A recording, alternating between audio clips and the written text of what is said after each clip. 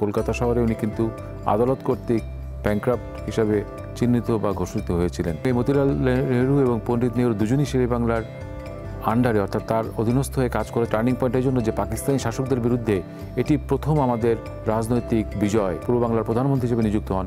এটাকে তারা রায়ট করে আদমজিতে ষড়যন্ত্রের মাধ্যমে ভেঙে দেয়।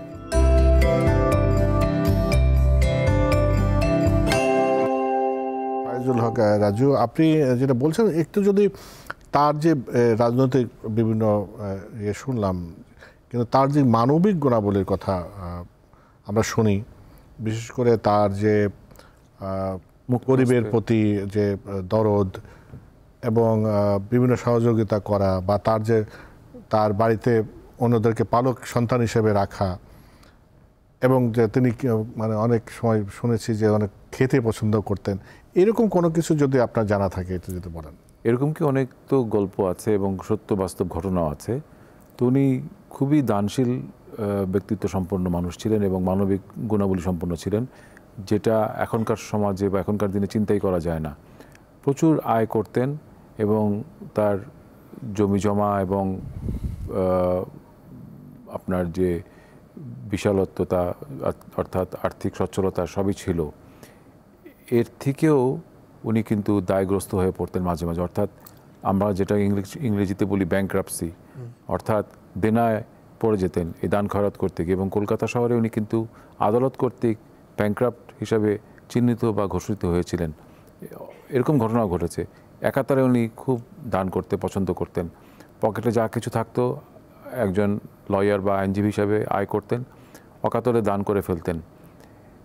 আপনার একটি ঘটনা আপনি একটু বলেছিলেন যে গল্প আকারে বলতে, একবার পাকিস্তান আমলে অর্থাৎ পূর্ব পাকিস্তানে তার যে বাসা হাটখোলা টিকাটুলিতে ঢাকার আমাদের যে বাড়িটি, যেখানে আমিও নিজে জন্মগ্রহণ করেছি, সেইখানে আপনার একটি হিন্দু বাবা তার মেয়েকে নিয়ে আসে, কন্যা দায়গ্রস্ত পিতা সাহায্যের জন্য।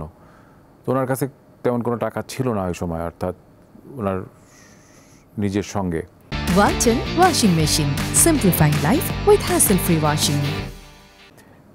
সেইটি উনি চিন্তা করছিলেন কীভাবে টাকা দেওয়া যায়। এই সময় দেখলেন যে বাড়ির যে তার যে ব্যক্তিগত ড্রাইভার সে এবং বাড়ির কাজের যে ছেলেটি তারা যাচ্ছে বাজার করতে।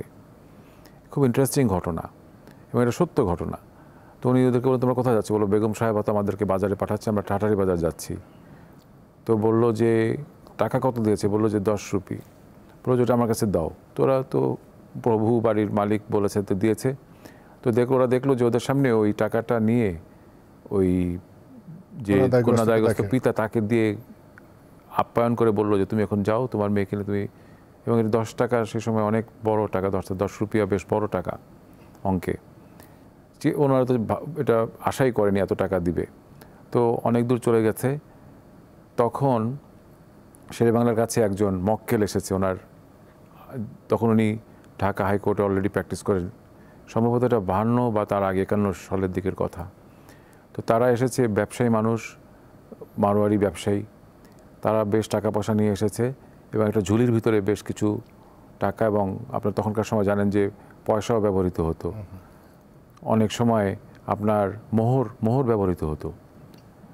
তো বললো যেখানে কি আছে, কত আছে, এটা আগে বললো যে পোটলাটা আমার কাছে দাও। তো দেখে যে ওখানে 27-28 টাকার মতো রুপিয়া। তো বললো কাজের লোককে এবং ড্রাইভারকে ডেকে বললো যে ওই যে একটা লোক আসছিল হিন্দু, ওই ডেকে নিয়ে আসো, তাড়াতাড়ি যাও। তোরা তার পেছনে ছুটলো, অনেক দূর গিয়ে তারা তাকে ধরে মেয়ে সহ নিয়ে আসছে। তো আসার পরে বলতেছে যে স্যার আমাদেরকে ডেকে পাঠিয়েছেন আপনি, বলে তোমাদেরকে যে 10 রুপিয়া দিয়েছি ওটা ফেরত দাও। তোরা তো তখন অবাক, এবং মেয়েটা প্রায় একদম কাঁদো কাঁদো অবস্থা। তখন বললো যে ওই টাকাটা আমাকে ফেরত দিয়ে দাও। তোরা ভাবলো এই বুঝি সব সর্বনাশ হয়ে গেল। তখন দেখলো যে না, শেরেবাংলায় যে তার মক্কেলের কাছ থেকে যে টাকাটা পেয়েছে রুপিয়া 28, ওটা উনি তুলে দিলেন ওদের হাতে এবং বললেন যে ওই বাজারের টাকাটা বাজারের কাজে দিয়ে দাও। তো এই যে একটা মানে মানবিক গুণাবলী, যেটা ভেরি রেয়ার অ্যান্ড আনপ্রেসিডেন্টেড বলা যায়, মানে সাধারণত এই ধরনের কিছু দেখা যায় না। এর যে আপনি বলতেছিলেন এই অনুষ্ঠান আগে যে এবং 3জন পালক সন্তান ছিল যারা পরে বিখ্যাত হয়েছে। উনি পালক সন্তান বলতে কি, উনি মানে তাদেরকে আর্থিকভাবে সহায়তা করেছেন এবং স্নেহ দিয়েছেন, তাদেরকে যত রকম সম্ভব কলকাতার তাদের লেখাপড়া চলাকালীন তাদেরকে টেক কেয়ার করার জন্য যা কিছু করা দরকার সব কিছু উনি করেছেন। তার ভিতরে খুব নাম আসে কাজী নজরুল ইসলামের, কমরেড মোজাফফর আহমেদের, তারপরে আপনার নাম আসে তারা তার আদর ভালোবাসা এবং স্নেহ ধন্য হয়েছেন। এবং কাজী নজরুল ইসলামকে উনি একটি পত্রিকা বের করেছিলেন ব্রিটিশ সেই সময়, নবযুগ পত্রিকা, নামটাই দিয়েছিলেন নবযুগ। তার এডিটর তৈরি হিসেবে তাকে নিয়োজিত করেন এবং কমরেড মোজাফফর আহমেদকে তার প্রকাশক হিসেবে উনি দায়িত্ব দেন এবং ব্যাপক জনপ্রিয়তা লাভ করে এবং বাঙালি মুসলিম সমাজে ব্যাপক সারা জাগায় সেই পত্রিকাটি। এটি একটি দিক।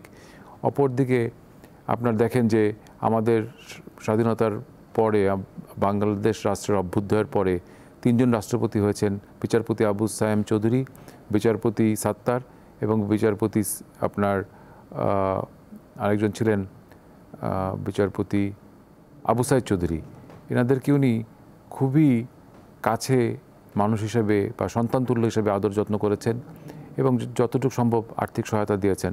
তো অনেকে তাদেরকে তার সন্তান হিসেবেই দেখতো সেই সময়, তখনকার দিনে, যে শেরে-ই-বাংলা ফজলুল হকের সন্তান তুল্য তারা, এবং তারা 3 জনই বাংলাদেশের রাষ্ট্রপতি হয়েছেন। খুবই ইন্টারেস্টিং, আপনার কাছে আবার আসবো। আরেকটি জিনিস আমি এখানে উল্লেখ করতে চাই, যে এটিও আমাদের নতুন প্রজন্মের জানা উচিত, যে আমাদের 47 সালে দেশ ভাগের পরে, অর্থাৎ ভারতবর্ষের থেকে ব্রিটিশরা চলে যাওয়ার পরে যখন ভারত একটি স্বাধীন রাষ্ট্র হিসেবে অভ্যুদয় হলো, তার প্রধানমন্ত্রী হন কিন্তু পণ্ডিত জওহরলাল নেহরু, মতিলাল নেহরুর ছেলে। এবং এই মতিলাল নেহরু এবং পণ্ডিত নেহরু দুজনই শেরে-ই-বাংলার আন্ডারে, অর্থাৎ তার অধীনস্থ হয়ে কাজ করেছে। এবং পণ্ডিত জওহরলাল নেহরু ইন্ডিয়ার প্রথম প্রধানমন্ত্রী, সরাসরি তার ব্যক্তিগত রাজনৈতিক সহকারী, যেটাকে আমরা বলে থাকি প্রাইভেট সেক্রেটারি, সেই পর্যায়ে উনি কাজ করেছেন। তো এই ধরনের বিরল ঘটনা আছে এবং এটা 1921 সালের ঘটনা। শেরে-ই-বাংলা একই সঙ্গে অল ইন্ডিয়া কংগ্রেসের সাধারণ সম্পাদক এবং অ্যাট দ্য সেম টাইম উনি অল ইন্ডিয়া মুসলিম লীগের প্রেসিডেন্ট ছিলেন। অর্থাৎ একই খেলোয়াড়, উনি আবাহনীরও ক্যাপ্টেন, মোহামেডান ক্লাবেরও ক্যাপ্টেন, অথবা যদি বলেন যে বিএনপির উনি সভাপতি, আওয়ামী লীগের উনি সেক্রেটারি জেনারেল। তো এরকম বিষয় ওনার দ্বারাই সম্ভব ছিল। এবং এসব কিন্তু গল্প না, এসব কিন্তু একদম বাস্তব ঘটনা, ইতিহাসের অংশ। অনেকেই এখন জানে না, কারণ শেরে-বাংলাকে নিয়ে দেশে কিন্তু চর্চা গত কয়েক যুগ ধরে অনেকটাই আপনার স্তিমিত হয়ে গেছে। কিন্তু আমি মনে করি যে বর্তমান সরকার, বিশেষ করে প্রফেসর ইউনূস সাহেবের যে সরকারটি আছে, অন্তর্বর্তীকালীন যে সরকার বা ইন্টারিম গভর্নমেন্ট, তাদের পক্ষে কিন্তু উচিত আমাদের ইতিহাসের ক্ষণজন্মা পুরুষ যারা ছিলেন, শেরে-ই-বাংলাকে ফজলুল হক, মৌলানা ভাসানী, সাবেক রাষ্ট্রপতি জিয়াউর রহমান সাহেব সহ যারা স্বাধীনতার পরে এবং স্বাধীনতার আগে, আমাদের তো একটি খণ্ডিত ইতিহাস না, আমাদের তো একটি বিশাল ইতিহাস আছে।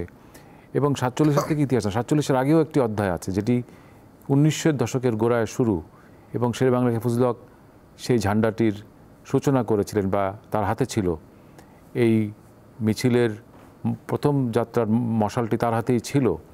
এবং পরবর্তীতে আমরা দেখেছি যে মৌলানা ভাসানী সাহেব উনিও ভূমিকা রেখেছেন।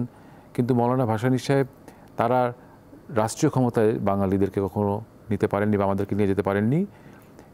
যেমন 1954 সালে যে ইলেকশনটি হয় পূর্ব বাংলায়, এটিও কিন্তু একটি ইতিহাসের টার্নিং পয়েন্ট। তখন 21 দফা দেওয়া হয় শেরে-বাংলার, এবং এই যে তাদের যে জোট 1954 সালের ইলেকশনের আগে যুক্তফ্রন্ট নাম দেওয়া হয়েছিল।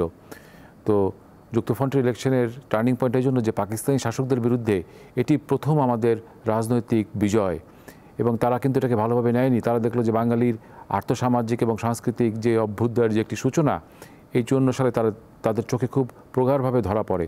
এবং তখন কিন্তু পাকিস্তানি বোদ্ধারা, বিশেষ করে পশ্চিম পাকিস্তানের যারা নীতি নির্ধারক ছিলেন বা রাজনৈতিক বোদ্ধা ছিলেন এবং যারা রাজনীতিকে কন্ট্রোল করতেন, ইনক্লুডিং পাকিস্তান মিলিটারি ইন্টেলিজেন্স, তারা কিন্তু একটু সজাগ হয়ে ওঠে এবং এই যুক্তফ্রন্টের যে সরকার, শেরে-ই-বাংলাকে ফজলুল হক তখন পূর্ব বাংলার প্রধানমন্ত্রী হিসেবে নিযুক্ত হন, এটাকে তারা রায়ট করে আদমজিতে ষড়যন্ত্রের মাধ্যমে ভেঙে দেয়। তো এই সময় কিন্তু অল্প সময়ের এই সরকারে শেরে-ই-বাংলাকে ফজলুল হক আমাদের যে বাংলা ভাষার প্রাণ কেন্দ্র বাংলা একাডেমি, যার আজকে চেয়ারম্যান আমাদের স্যার, সেই বাংলা একাডেমি সৃষ্টির জন্য নির্দেশ দিয়ে দেন। অর্থাৎ বাংলা একাডেমি প্রতিষ্ঠায় উনি প্রথম অবদানটি রাখেন। এবং সেই সময় ওনার ভাগ্নে সৈয়দ আজিজুল হক নান্না মিয়া, উনি মন্ত্রিসভার সদস্য ছিলেন, কনিষ্ঠ একজন মন্ত্রী। ওনার নেতৃত্বে কিন্তু বা ওনার ব্যবস্থাপনায় বাংলা একাডেমির অগ্রযাত্রা শুরু হয় বা অভ্যুদয় শুরু হয়। উনি তখন, এটা ছিল বর্ধমান হাউস হিসেবে নামকরণ ছিল।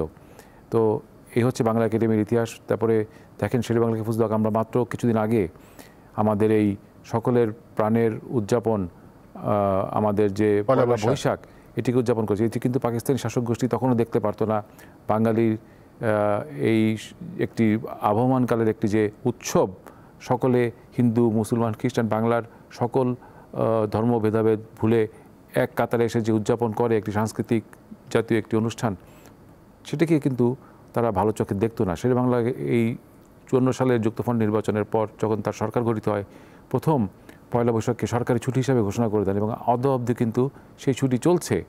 তারপরে আমাদের প্রাণের আরেকটি কেন্দ্রস্থল হচ্ছে আমাদের মাতৃভাষার জন্য যারা আত্মত্যাগ করেছে, আত্মদান করেছে, তাদের স্মরণে শহীদ মিনার, এই শহীদ মিনার প্রতিষ্ঠা করে শেরে বাংলা ফুজলক সরকার 1954 সালের যুক্তফ্রন্ট সরকার।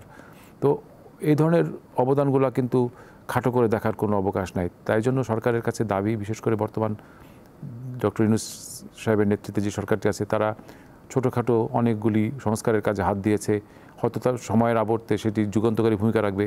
আমরা দাবি জানাতে চাই বা দাবি পেশ করতে চাই একই সঙ্গে যেন শেরে বাংলা ফুজলক সহ মৌলানা ভাসানী সহ সাবেক রাষ্ট্রপতি জিয়াউর রহমান সাহেব সহ সকলের অবদানকে স্বীকার করে নতুন প্রজন্মের জন্য একটি নতুন একটি ধারা বা তাদের জ্ঞানকে আরও শানিত করার জন্য, তাদেরকে আরও সমৃদ্ধ করার জন্য আমাদের ইতিহাসের যে পটভূমি আছে সেটিকে সামনে টেনে আনার জন্য বলিষ্ঠ ভূমিকা রাখবে।